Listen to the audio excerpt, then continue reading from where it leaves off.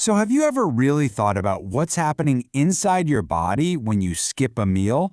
Or maybe when you try one of those fasting trends? It's way more than just your stomach rumbling. Today, we're going to get into the incredible Nobel Prize winning science behind how our bodies literally reset themselves. But first, let me just ask you this.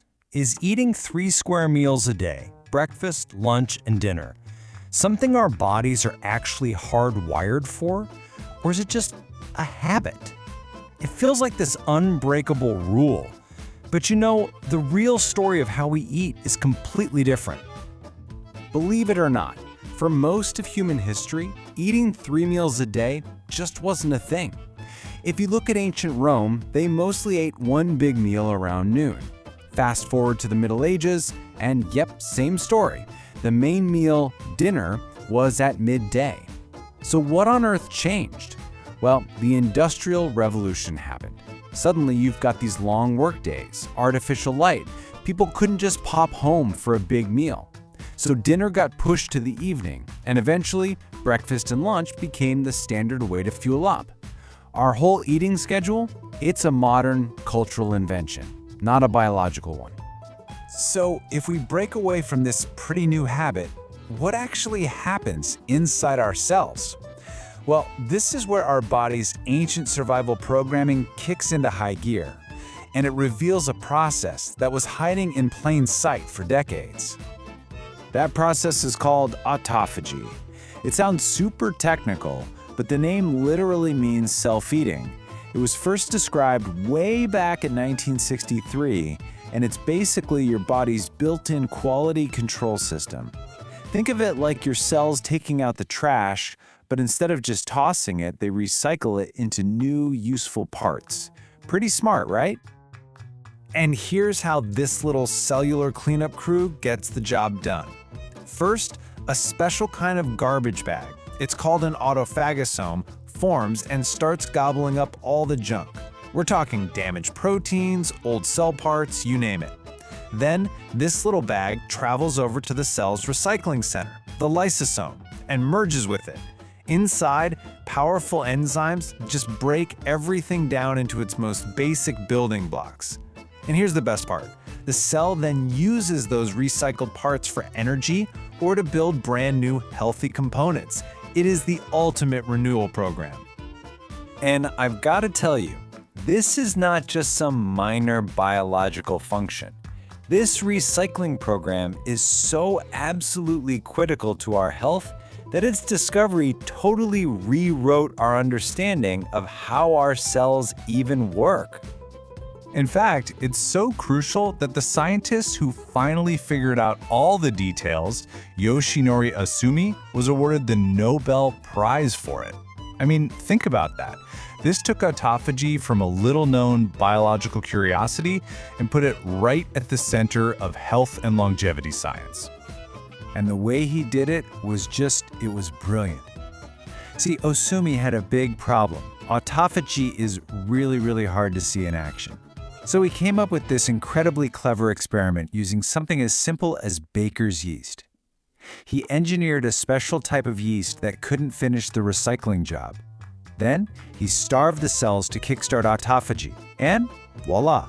Just like he thought, those cellular garbage bags, the autophagosomes, started piling up inside the cells big enough to finally be seen under a microscope. This was the breakthrough that let him identify the exact genes that control the whole process. Don't just take my word for it. The Nobel Foundation itself said his work led to a new paradigm. This wasn't just a small finding. It was a massive shift in how we understand cellular biology, and it opened the door to understanding its role in everything from aging to disease. So, this Nobel-winning discovery brings up a really important question. How do we actually get this process going in our own bodies? Well, the answer lies in its most powerful, most ancient trigger, starvation. Or, as we call it today, fasting. So how does this work, really? Okay, I know this diagram looks complicated, but the main idea is actually really simple. When we eat, there's a pathway called mTOR that's active. It tells our cells, hey, let's grow, and it shuts autophagy down. But when we fast, our energy levels drop. This puts the brakes on mTOR and activates another sensor called AMPK.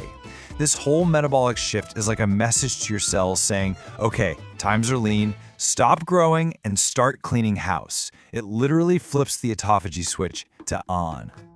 Now, this powerful on switch is exactly why autophagy has blown up in the world of intermittent fasting and wellness. But you know how it goes. With popularity comes a ton of hype. So let's take a minute to separate the real science from all the online chatter. Okay, so tons of people are doing 16/8 fasting, right? You fast for 16 hours every day. The big question on everyone's mind is that enough time to really get these amazing deep cellular cleaning benefits? And here's where we hit a bit of a reality check. A lot of the most exciting research on this is done on mice. But here's the thing, a 2-day fast for a tiny mouse is extreme. It makes them lose 20% of their body weight. For a person, a 2-day fast might cause what, a 1 or 2% drop? According to a leading researcher, Dr. Guido Kromer, to see a massive induction of autophagy in human cells, we're probably talking about a fast of 3 to 4 days. And that is way longer than most popular fasting schedules. This brings us to probably the most dangerous piece of misinformation floating around out there. And that's the claim that the Nobel Prize winner himself said that fasting can cure cancer. It's an idea that has spread like wildfire online. Let's be 100% crystal clear on this. That claim is false. A fact check by the AFP news agency confirmed it. They talked to multiple health experts who all said the same thing. Fasting does not cure cancer, and trying to use it that way could be incredibly dangerous for patients. The truth is, autophagy's relationship with cancer is really complicated. This claim isn't just wrong, it's harmful. All right, so after digging through the history, the Nobel-winning science, and cutting through all that online hype, what's the real takeaway here? What should we actually do with this information? Here are the key things to remember. Autophagy is absolutely real, and it is vital for our health. Fasting is its most powerful natural trigger. But while shorter fasts definitely have benefits, that really deep, massive cellular cleanup probably requires longer fasts than most people think. And, most importantly, any claim that fasting is a cure for cancer is dangerously false. The real revolution here is a change in thinking. Maybe when we eat is just as important as what we eat. And that really just leaves us with one final big question to think about. In our modern world of 3 meals plus snacks, where we are constantly signaling ourselves to grow, are we accidentally silencing one of their most ancient and essential skills for renewal and survival?